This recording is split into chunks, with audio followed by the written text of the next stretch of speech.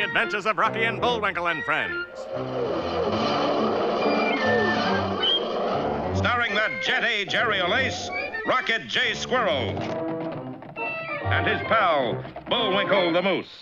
Hi, glad to see you again. Likewise. We got some great things on the show today. Like what? Like what? Well, you ought to know, Bullwinkle. You're in some of them. Well, let's get started.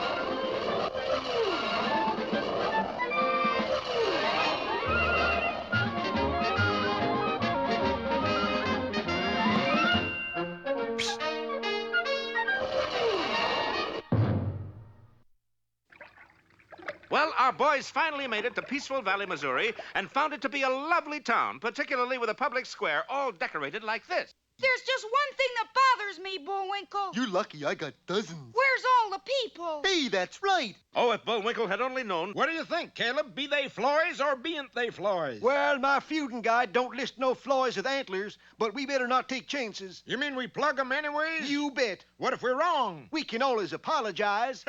Caleb, you ought to be with the United Nations. Who's feuding with them? Seems like darn near everybody. And meanwhile, on the other side of the square. Speak up, Ephraim. Be they hatfuls or bean't they hatfuls? Well, that there biggin looks like a hat rack. That's close enough. Ready, aim. Of course, our heroes were blissfully unaware of the danger that threatened them until the sharp-eyed squirrel suddenly remarked, Bullwinkle, these decorations aren't for the Bam-Bams at all. They're not. No, sir. They're commemorating the 150th anniversary of the feud. The feud? You know, it's like a war between families. In Minnesota, we call that in-law trouble. No, look here. In memory of 150 years of bloodshed. Happy anniversary. Who's feuding? Says here it's the Hatfuls against the Floys. Here's kind of a cute one, Rock. There's no feud like an old feud. but our friends wouldn't have been so carefree if they had known that Peaceful Valley was in reality a kind of no man's land in the most ferocious feud ever fought. Try fit. Yes, ever fit. While we're waiting, I'll take your picture, Bullwinkle. Okay, how's this pose? Great. Wait till I set the lens Well, opening. hurry up and shoot. I can't hold this all day. Let's see. F8 at 100th, or is it 150th? Come on, shoot. What? I said shoot, shoot. Now, that's what I call service. Bullwinkle, we're right in the middle of the feud. And what's more, What's more? I didn't get my picture took. We gotta get out of town, Bullwinkle. But we just got here. Yeah, but if we stay here much longer, we're gonna stay here punchful. I guess you're right. And our boys crawled under a hail of lead toward the outskirts of town. Ratting at it, Caleb, can't you hit 'em? Nope, them fellers must have charmed lives. You think they was TV heroes? But just then, a messenger ran in. Hey, Pa, Speak up, Clive. Don't mumble. the Floys is shooting at them fellers, too. Well, then they must be on our side. Hold your fire. And at the same time, on the other side of the square, Hey, Ephraim, the hatfuls are shooting at those fellers, too. Then they must be on our side. Stop shooting! and so a deathly hush suddenly fell over Peaceful Valley. Couldn't you make it some other kind of hush? Now's our chance, Bullwinkle. We gotta make a dash for safety. And there it is now, Rock, the city limit. Careful, Bullwinkle, it may be a trap. A trap? Somebody may be hiding behind that sign. Nonsense. Who could hide behind that itty-bitty sign? We could. It's the Hatfuls. Didn't I see you fellers stuffed in a telephone booth one time? They're not on our side, Pa. Look at it. They ain't got no beards. But I'm growing a beard. When did you start? Just a minute ago. How about you? I'm a little young. Too bad we're feuding with the Youngs, too. Take 'em away, Caleb. Where to? Where else? Take 'em to Devil Dan Hatful himself. Oh, not Devil Dan. Couldn't we be easy on 'em and shoot 'em right here? Be with us next time when we'll see Devil Dan Thinks It Over or Feud for Thought. And if you happen to have a beard handy, send it in.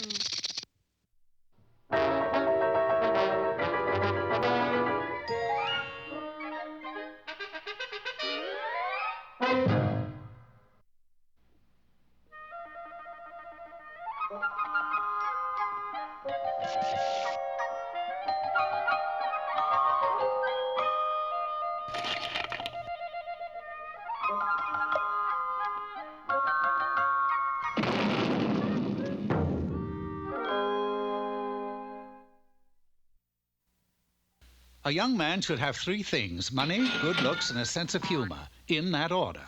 Alden Farquhar had the good looks and the sense of humor. Gosh, I'm handsome. You see what I mean? But when it came to money, he was woefully lacking. Gosh, I'm poor. But money isn't everything. Alden was constantly besieged by a bevy of beautiful maidens, and he laughed easily at anything and everything. Ouch! It was while he was strolling through the kingdom one day that his life took the wrong turn on the freeway. For up ahead, a dark figure was bent over pulling weeds, and pinned on the back of that dark figure was a sign that said, "Kick me and get a surprise." Alden couldn't resist. He booted. Ow! Mother of pearl, I kicked a witch. You know what I do to young men who boot me? I cast a spell on them.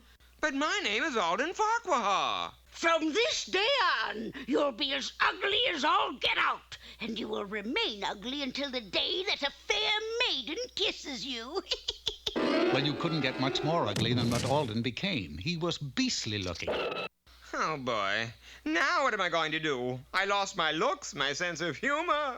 But that third commodity, the one he had always lacked, suddenly came his way. Oh, don't eat me, Ogie. Please don't eat me. What are you talking about? I just had lunch. If you don't eat me, Ogie, I will remunerate you. What does that mean? I'll give you money. Oh. And the poor, frightened man showered golden coins at Alden's beastly feet. By sundown, 43 passers-by had passed by Alden and donated to the cause. I'm rich. Now I can live in the manner to which I'm unaccustomed. The first thing on his list was an abode to dwell in.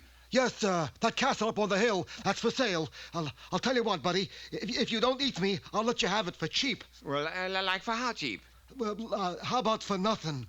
The price was right, so Alden moved in. Then he settled down to a life of luxury, and every hour on the hour he counted his money. 22 million? It was the same old story. Whenever he wanted to bolster or replenish his monetary supply, he simply walked through the streets of a nearby village shouting, "Yoo-hoo! It's me, Alden! I've come to eat you!" Inside of a year, Alden was a millionaire 10 times over. It was just about that time that the old witch whom Alden had kicked received a group of visitors. 10 beautiful maidens? What could you possibly want from me? Can you tell us what happened to Alden Farquhar? That name rang a bell. And sure enough, there on page 462 of her income tax report was the story of how she had changed Alden into a beast, which was deductible. Then the beast that lives in the castle is really our beloved Alden. Yes, and all you have to do is kiss him. That'll break the spell, and I'll no longer be able to claim him as a dependent. That evening, Alden sat before a fire pasting $1,000 bills in a scrapbook when suddenly... I have come to kiss you, Alden, and return you to your former handsome self. Then Alden realized that he would lose his livelihood if he were no longer a beast. Stop! Don't take another step. Let me take you away from all this. He made faces guaranteed to frighten anyone, but the damsel was dedicated. He sought refuge in the castle basement. Kiss me, my fool. Off he went, seeking someplace devoid of kissing females. But no matter in which room he ran, he always found a puckered damsel waiting. Finally, on the castle roof... They've got me outnumbered, but they'll never find me up here. Let's play post office, Alden. How about spin the bottle? Halt and desist. Pursue me one step more, and I shall fling myself over the parapet. But, Alden, there's no water in the moat. Who cares? I can't swim anywhere. Well, we can't let you throw your life away. Then you'll leave me? We love you, Alden, but not enough to hurt you. Well, I'm glad you've come to your senses. Farewell. Farewell. Well, aren't you going to kiss us goodbye? Yes, I suppose it's the least I can do. The wiles of the female. What have I done? Or rather, what have you done? Thus Alden Farquhar once more became handsome. He also got back his sense of humor.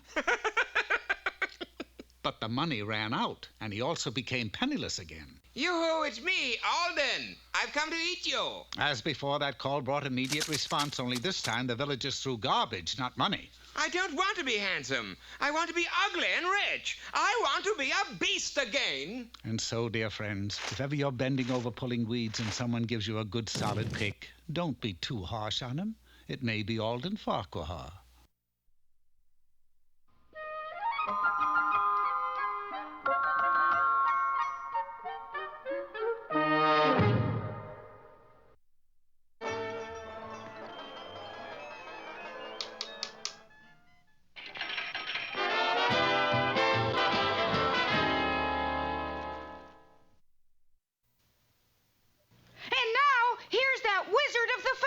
World with his 2 cents worth. Hello there. Today our subject is how to be a top-flight stock salesman.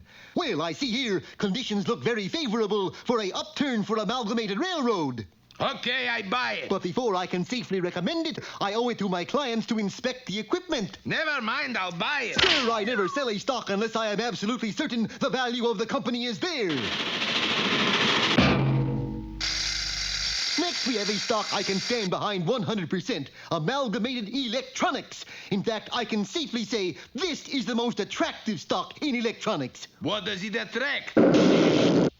Lightning. But wait kindly, sir. I can, in good faith, sell you Amalgamated Barrel Stave at 10 cents a share.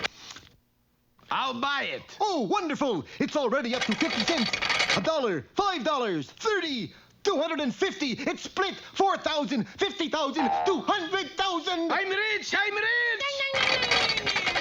Oops. Back to 5 cents. 4, 1. I'm sorry you're wiped out. You've lost everything you have. Well, only one thing to do. Oh, these Wall Street traditions. Gee, Mr. Know-It-All, if one of your clients just jumped out the window of a tall building like this, how come you look so happy? I just remembered. Last week I sold him Amalgamated Ambulance, and now it's sure to go up.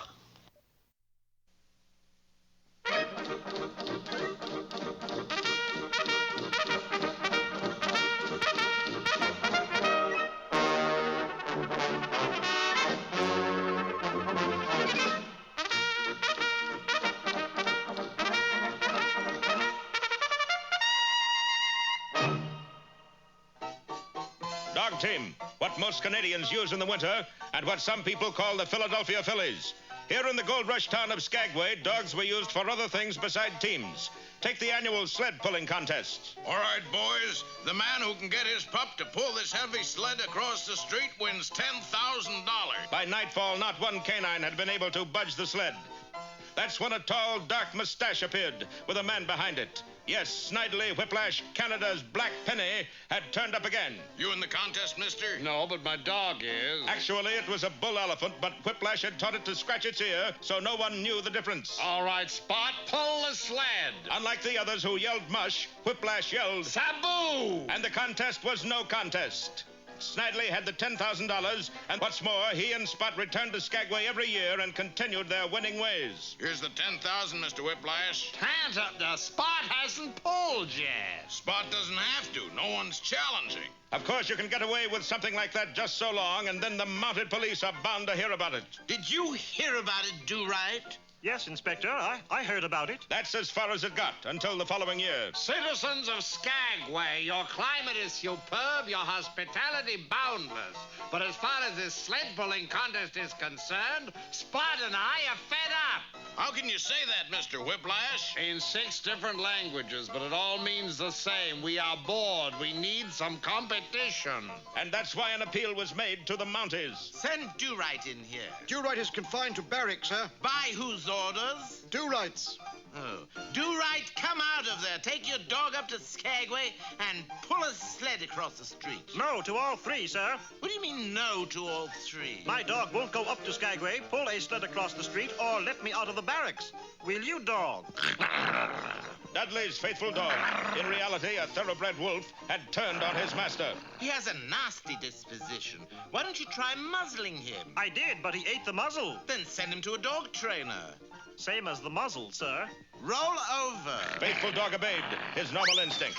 You certainly know how to handle animals, sir. There's only one way to handle a brute like that. Corporal Muggadugger, place Do-Right's dog under arrest. By 4 that afternoon, every man in the post had been driven into the barracks. Men, we have an odd situation on our hands. How's the foot, Muggadugger? The foot's okay, but I won't be going out for polo this year. Quick, Inspector. Nell is entering the post. Daddy, wherefore art thou, Daddy? Oh, she must have gone for her Shakespeare lesson again. Nell, darling. Where are you, Daddy? Nell, my dearest, beware of the dog, else he will tear you to ribbons. Too late. Faithful dog had spotted her. Ah, but Nell always carried a popcorn bag. She had the wolf eating out of her hands in no time. Well, Inspector, I guess we can follow those orders now. What orders were those? Don't you remember? No, do you? No. Why not take a vacation? A keen idea, sir. Faithful Dog and I shall journey up to Skagway and enter the sled-pulling race. Skagway? Dudley and his loyal companion made it to the bustling little gold rush town on the final day of competition. Mr. Whiplash and his dog Rover. Spot, I'm sorry.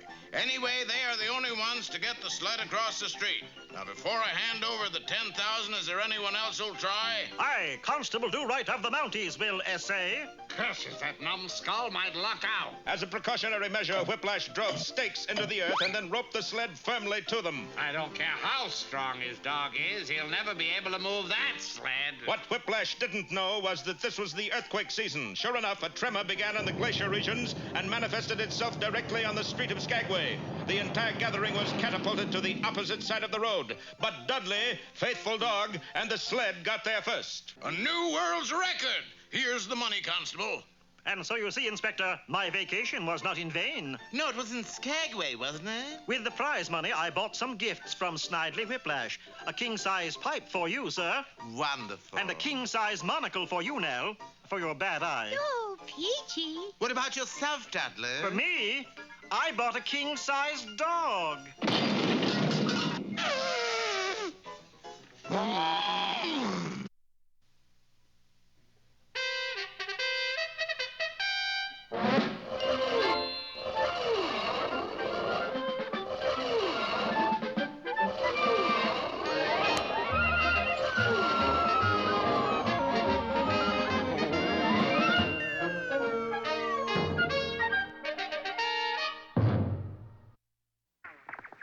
Last time, you remember, our heroes found themselves in the middle of an old Missouri feud between the Hatfuls and the Floyds.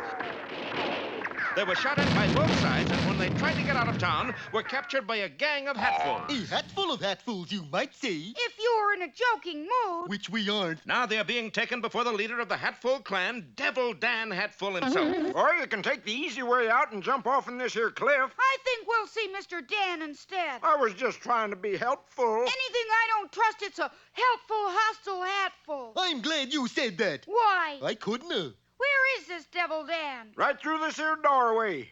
Sure enough, on the other side of the door, Devil Dan Hatful was... Say, you're not Devil Dan, you're... Consign ye, you varmin. Don't be for sneaking up on me deady ways. But you're really... Really who, Flatlander? Really, Devil Dan! You better believe it, boy. Who be that? It be Caleb, Devil Dan. I be bringing a couple of strangers. Who be ye, Oh, boy, this Cornpone dialect is tough. Who be ye bringing? A moose and a squirrel. Moose and squirrel? Well, come in. And our heroes entered the shack to find themselves staring straight at the barrel of a long rifle. And what's worse, it's staring back. Are you Devil Dan? Couldn't you tell by the beard? Yeah, that's a real ugly mess of chin spinach, all right. Yeah, but that voice, I could swear. Better not, Rock. Well, it's been nice meeting you. Goodbye now. Goodbye? You mean you're going to stand us up against a wall outside and blast us? Of course not. No. I stand you against wall inside and blast you. Well, that's more like it. You're really going to do it? Of course, it's old mountain custom, you know. On top of old Smoky, all covered with curls, I'm shooting with rifles at mooses and squirrels, with a 1 and a 2 and a... Oh, piece. Page, the telephone machine. Devil Dan Hatful, the mountain troubadour. I want to speak to that nincompoop Boris Badenoff. Nincompoop? Nincompoop? Who is this? Fearless leader. Who's this? Nincompoop. Have you made contact with Moose and Squirrel yet? No, but I'm just about to. Remember, Badenoff, they must be kept safe and sound until I arrive. Till you arrive? Jawohl. You didn't think I'd let you handle anything this big alone, did you? You mean I got to treat them, you'll pardon the expression, nice? Correct. And so when Boris turned to our heroes again... Okay, Mr. Hatful. We're ready. Never mind the blindfold. I'm nearsighted anyways. Todd and dink my nabs. Couldn't you fellas take a little mountain-type joke? Joke? Sure. See, the gun isn't even loaded. Now. And while our heroes ponder the sudden change in Devil Dan Hatful, many thousands of miles away, a sinister black missile is being raised to its launching pad. Beginning countdown. 30 seconds. Are you sure you want to make this trip, fearless leader? Of course, Professor. We mustn't leave Badenoff alone a minute longer than we have to. Very well, but I didn't think you... You aren't supposed to think, Professor. Just get this thing off the ground, or else. Yes, fearless leader. 4, 3, 2, 1... And with a roar, the sleek black missile zoomed upward. Its destination, a Rocky and Bullwinkle. Don't miss our next exciting episode, Calling Fearless Leader or Whistle for the Missile. Well,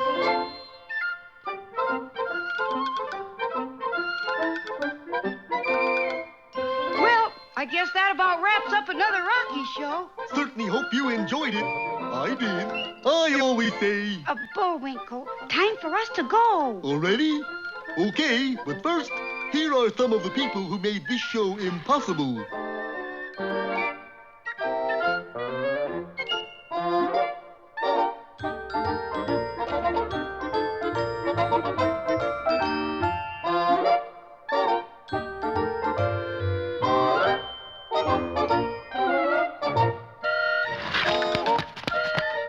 That's not all. The fingers get tired.